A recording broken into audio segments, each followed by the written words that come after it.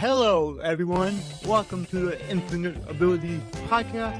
I am your host, Nick Earhart, and we are here to encourage each other to find our own unique abilities. Let's go. All right, everyone. So today we have Mike Chapman, and he's a coach. He's also a fellow podcaster. So I can't wait for him to share all about what he does and really help you guys. So, Mike, can you tell us a little bit about yourself? Certainly. Again, my name is Mike Chapman, and I am a certified recovery life coach and brain spotting provider with Polar Life Consulting and Husband Material. And I'm also a childhood sexual abuse survivor and family controlled sex trafficking survivor. And I'm also part of the Speakers Bureau within Survivor Network NC for North Carolina, which is where I live, as a lived experience expert with them, working with anti-trafficking efforts. And like you mentioned, I have an award-winning podcast, minor award, but I claim it, where I interview male childhood sexual abuse and trafficking survivors and those who serve them on all platforms. And I'm sure you'll probably have links in the show notes, but it's called Healing for Male Survivors with Mike Chapman. Awesome. Well, your work, it means a lot. I know that you're helping a lot of people. It's a topic that's really tough, but it's real. It happens far too often. And to have somebody like you that people can go to who understands a lot about what they're going through really makes a difference in their own recovery. Right, absolutely. The stats for that, according to the Centers for Disease Control in Atlanta, in the U.S., for females, 1 in 4 females will be sexually abused or assaulted in the U.S. by the age of 18. For males, I thought it'd be 1 in 1,000 or 1 in 100. It is 1 in 6 males are sexually abused or assaulted in the U.S. Though, when you ask perpetrators who didn't have a sexual preference, whether males or females, they would choose males because boys don't tell. Because of the Interesting. stigma and so forth, they will not tell. And part of the grooming is to convince them that they are complicit, that they're part of it. Well, you had a physiological response to touch. Well, see, that means you liked it, and that means you're consenting to it, and that means you're part of it. And no, that's a normal physiological response. The male body doesn't know good touch from bad touch, it just knows touch. Yep, exactly. And so your body will respond whether you like it or not to touch. And guys don't necessarily know, oh, that was bad. And they don't even necessarily have the language to realize, oh, that icky thing that happened to me a long time ago, oh, that was abuse. And oftentimes they won't even realize it until, for many, they have children of their own, and that child reaches that same age, and they realize, whoa, if that guy did to my child what he did to me, my Mhm. gosh, that would be so horrible. And then they go, oh, and they get it because they didn't think that it would be this horrible abuse thing, but then they realize, yeah, that's really, really bad. And so there's a whole bunch of reasons why men don't disclose, but an average research is now saying for male abuse survivors, it's from the time the abuse stops, on average 25 years before the first disclosure, the first time they tell anyone what had happened. Yeah, Wow. And, when things happen when you're a child, especially, like that, you're gonna carry it your whole life. And right. the sad part is, like you're saying, it takes 25 years on average for them to talk to anyone about it. And you and me both know you don't get through something without talking to somebody, hopefully an expert about that. That's when you can really start to work on it, work through it, and start to heal. Right, absolutely. And there's a lot of licensed professionals out there, though I've heard success stories and horror stories from a lot of the Yeah. people I work with. Some are not equipped to work on it. It's like, oh no, let's just talk about the present. They're not equipped to deal with all these horrible traumatic events Mhm. that their clients have experienced. Some are great, and I have a wonderful therapist myself who has all kinds of tools in his toolbox to work with all of his different clients and has pulled different tools when working with me, and that has been tremendous in my own healing. Though some EMDR, eye movement desensitization reprocessing, which is like the de facto treatment that a lot of therapists use for early childhood traumas, such as sexual traumas like abuse and trafficking and so forth. That's like their go-to because that's the big buzzword now, and that's what they get a lot of training in. But it's the only thing in your toolbox is a hammer. Everything looks like a nail, Yep. and so but there's some good and bad with that particular process. There's lots of other ones that are less re-traumatizing and more effective tools out there. And having more tools in your toolbox, more options to pull from, can be more beneficial for those seeking help for sure. So if you do find a professional who is a licensed therapist, ask them and make sure that they're a good fit, make sure they have the training and they're equipped to deal with the whatever trauma that you have experienced for sure. Yep. And that's what I like about you. You have a therapist, you're still getting help, and you're still learning new tools from your own, journey of getting help to help your clients. And I feel like that's where a lot of professionals sometimes fail, is they don't continue to grow and develop so they can further help their clients. Yes, absolutely. And I know my own therapist, he's gotten training and then he geeks out about all the different tools he comes and he'll tell me and we'll spend like 15 minutes of the session of him geeking out about the new stuff he's learning, Yep. and that he's now on level 3 of this particular therapy and that they've got like 10 levels, and so you just continue to learn and progress, and I love to see that excitement in those that are working on me. And then as a life coach, I have my own clients that I work with as well. And I'm continually learning and trying to find new approaches, different tools to help work with them, different materials and so forth. And yeah, you always keep learning for sure. Yep. Now, for the listeners out there, say somebody's listening right now and they're thinking back and they realize that they were abused at some point in their life. And they're at the point where they've never told anyone, they've never talked about it, but even hide it from themselves. You know how, especially guys, we like to push things down. Right. What would be the first step or the first piece of advice that you would give someone like that? First, I would say know this: the abuse was not your fault. So often we take on the blame, the shame, and the guilt that was not ours. And so much of this happens to young children. And think about, if parents get divorced, what does the child think? Oh, it must have been my fault.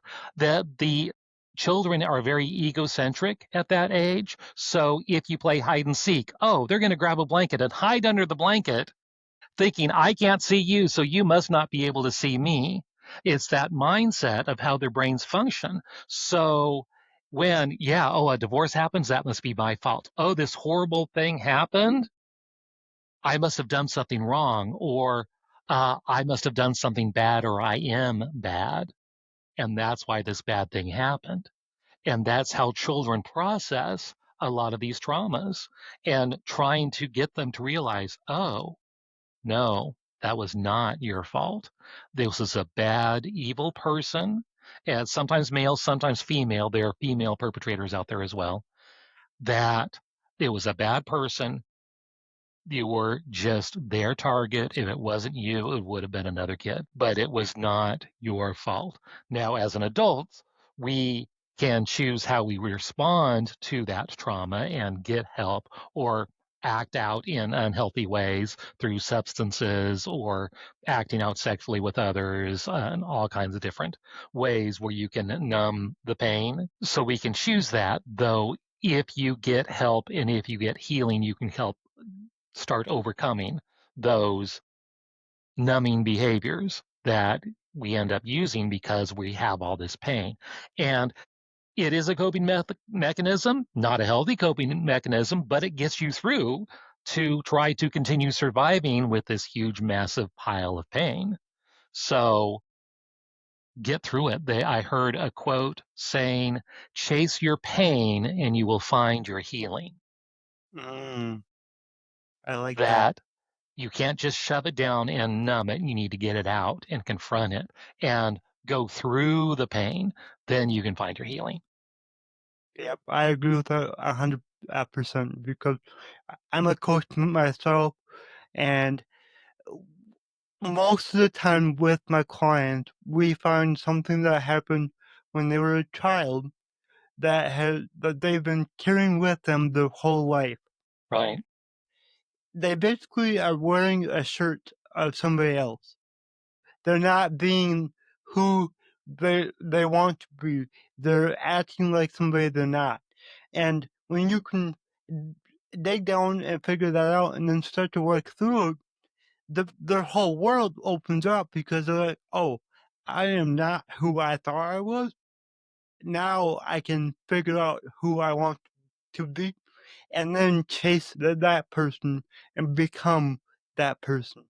Absolutely. That so often, uh, when we have that childhood trauma, we're trying to all a big chunk of our brain power is trying to keep us safe, and that's what they Mhm. call CPTSD, which stands for complex post-traumatic stress disorder, recognized internationally. U.S. hasn't put it in their official mental health book yet, but I think the next version will probably be there.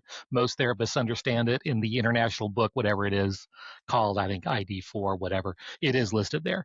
What it means is it's not just a one time event like war veterans and so forth. It is ongoing trauma for months or for years.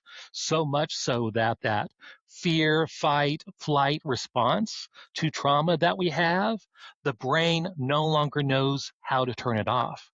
So, because it's trauma after trauma after trauma.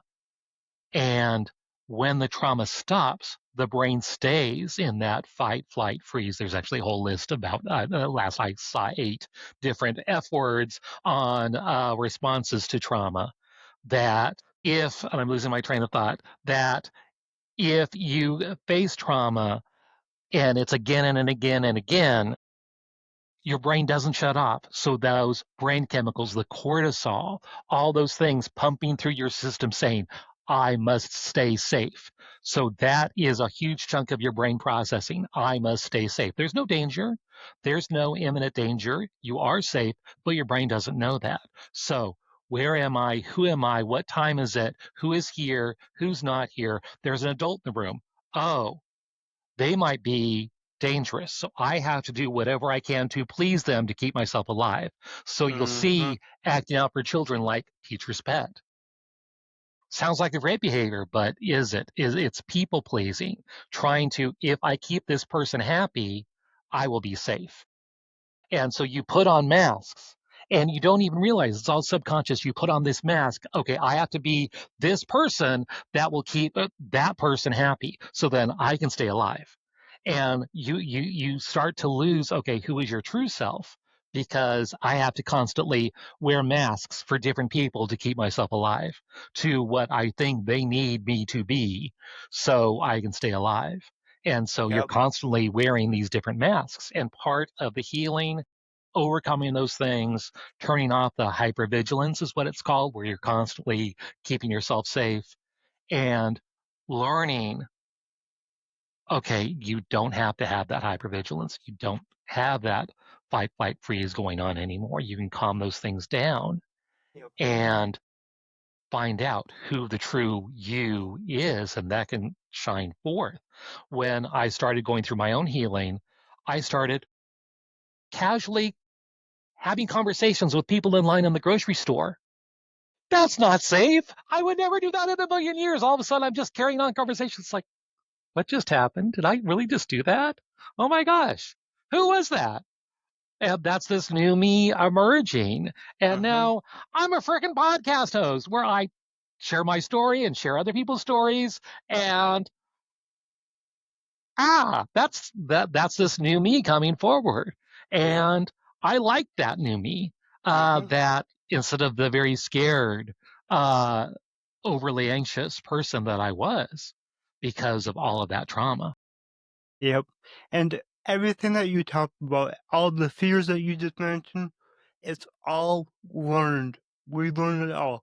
When we're born, we're only born with two fears: the fear of falling and the fear of loud noises. Yeah. Every other fear you experience is learned. So every fear that you have can also be basically unlearned. And once you start working through those fears and realizing that you're actually not in danger like you thought, your whole life just opens up. I experienced that myself like 4 years ago. But I was always scared to go out in public because I have cerebral palsy.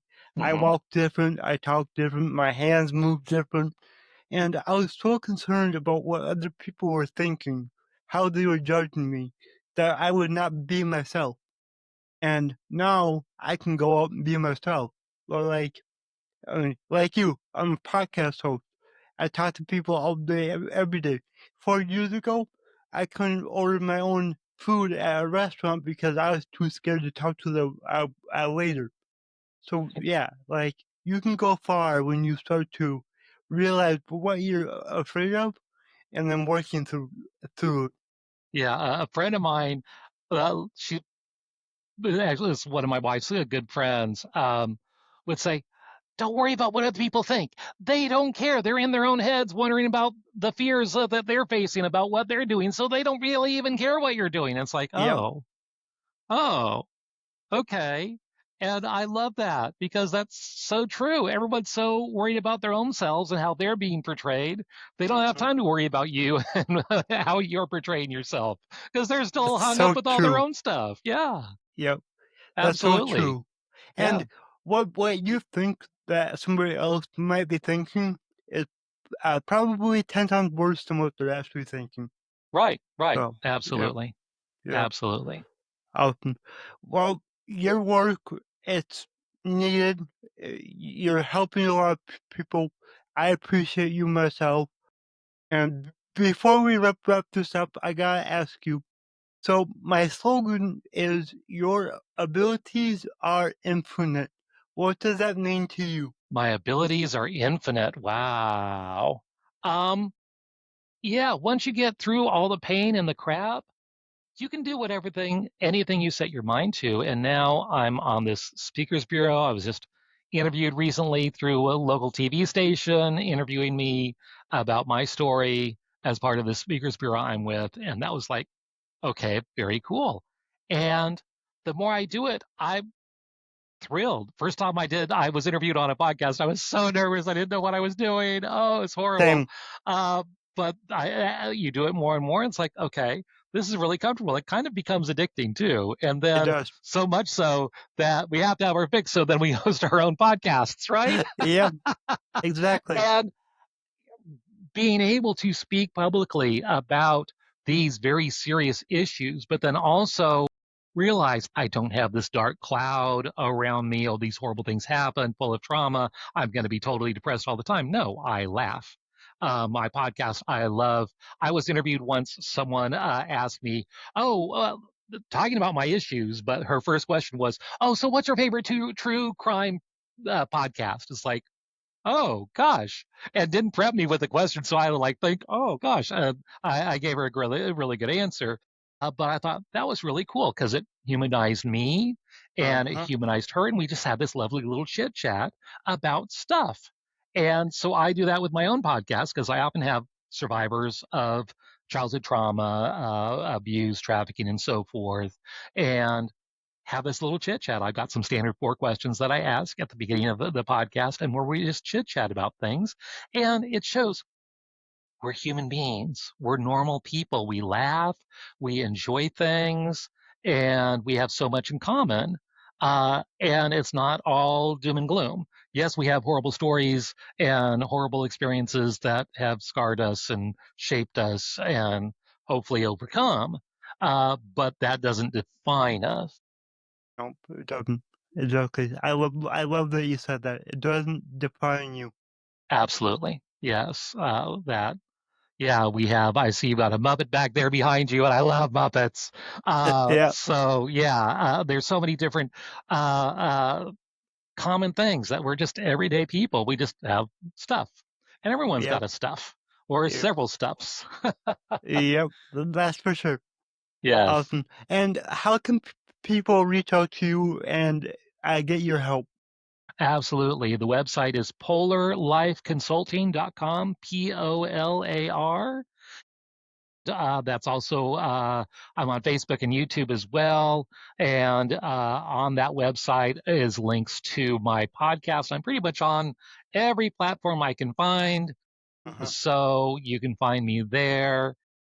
And yeah, we just did episode. I think we're on episode 61. Yay! I Awesome. record usually weekly. And have some specials here and there, but lots of guests, a lot of them, most of them trafficking or abuse survivors, all male, telling their stories because males don't share this enough. And that's like that snowball effect I mentioned earlier, the theme of my podcast, Power of Story, that you share your story, you inspire somebody else to hear your story, and they're inspired to get healing to the point where they can share their story. And somebody else hears their story, and that person gets healing because of that story. So it's just this snowball effect, if you will. And that's the power of story. Like I don't know if you're following the Menendez trial, what's going on that they're trying to. It was huge in the 80s, right after OJ. They two brothers shot and killed their parents in California, and then claimed because they had been horrifically sexually abused by their father over long periods of time, and the mother was involved in it. So in that case, they would this was back in the 90s before people knew that sexual abuse of boys was a thing. It was very not talked about. So they ended up, long story, got life in prison in LA County, in Los Angeles County. All of this new information is coming forward, including, I don't know if you're familiar with the band Menudo, also 80s. It's where Ricky Martin came out of. It was a Puerto Rico based band, and they would keep, it was all preteen teenagers. Once they hit 16, they would age them out and rotate younger members in. So they would always have that demographic Mm-hmm. of teenage boy band members. Turns out that boy band was also a sex trafficking front. Mm. And recently, one of those members came forward and started sharing his story that this happened to a lot of those members and Wow. said that, yeah, I even had one uh, record executive that the manager of the band who abused most of us took me to, they were signing a record deal, took me to this guy's house, and he sexually abused me as well. And do you know the guy's name? No, no, but I remember him. And then they showed him photographs and they said, oh yeah, that's the guy there. It was the Menendez's father, who not Jeepers. only sexually Wow. abused his boys, but sexually abused this band member. And he didn't know who he was. So just in the last couple of years, his stories come out, and now they're using that as extra evidence to show that this father did indeed abuse his boys. And Mm-hmm. so, as far as they have the concept coercive control, beyond domestic violence, they've broadened the scope. It's called coercive control, that someone has so much control over you that no, it's not, I have a gun to your head, you kill me. There's no way I'm going to get out of this alive. I have to go and kill them when they're not about ready to kill me because tomorrow they might kill me, or tonight while I'm sleeping, they might come kill me. So it's this preventative thing. They are using this as the defense. So the LA district attorney is reopening the case and looking at possibly reducing their sentence if they slightly reduced it to either a manslaughter or first degree murder underage. I think because it was special circumstance, they got life, but they were both under 25. So normally, if it was just first degree murder, they would have been eligible for parole now because they've served decades and decades in prison. And so even if they lower it to that slightly lower standard, they don't have to dismiss the excuse, but they can be out. And they're working through it, the ins and outs, but they're actually reopening of the case because of that and some other evidence that has come forward. That is the power of story. He shared his Mhm. story, and it's freeing someone else in their story. So that again, power of story. Yep. The power of story is real. And all my clients, I help them with that. And just like, just get out there, tell your story. That's why I love podcasting so much because every time I have a guest, you're going to get something out of me that nobody's ever heard from my story, you know? Right. So it's just a remarkable way to tell your story, tell other stories, and actually, it's kind of like therapy, honestly. This episode of the Infinite Abilities podcast is brought to you by the one and only Infinite Toolbox, where just like all other toolboxes, we will get the job done, guaranteed. Whether you're an entrepreneur looking to save time, boost revenue, or automate your processes, Infinite Toolbox has got you covered. With powerful tools designed to drive leads, expand your reach, and gain your industry secrets, we help you work smarter, not harder. Are you ready to take your business to the next level? Visit us at infinitetoolbox.com. That's infinitetoolbox.com and discover how infinite your potential really is. Absolutely. You know, so yeah, Absolutely. get out there and Any tell your story. Yeah, anytime you can get the story out of your head and either on paper, whether it's anonymously or not, there's websites out there. You can contact me for information on where you can share your story anonymously, but you get it out. And Mhm. then you not only get it out, it's a forum. So you get feedback from other members who are there anonymously and sharing their stories as well. And but you get it out of your head. And once you do that, that's so healing. It jumpstarts your healing process because you're not just keeping it in locked up inside of your head, inside Mhm. of your heart. You're getting it out. And it's so freeing. It's like it releases the burden of that truth because you're getting it out there. And it's very, very freeing. That's another power of story for sure. Yep, I agree. I agree. Well, Mike, for the listeners out there, what is one last message that you would like to leave them? Again, the abuse was not your fault. Hope and healing is out there. You just need to look for it. If you need resources, get in touch with me. But absolutely, the abuse was not your fault. Exactly. Thank you, Mike, and keep doing what you're doing. Thank you. Thank you, Nick. Thank you for having me. If you enjoyed this show, please go ahead and share it on your Instagram story and tag me in it, the Nick Heart. Also, go ahead and share it anywhere else that you see fit, because the only way that I can grow this is by you guys sharing it. I don't sell anything on here. I don't have any sponsors, so let's just get it out there by word of mouth and help more people. Alright, everyone, remember your abilities are infinite.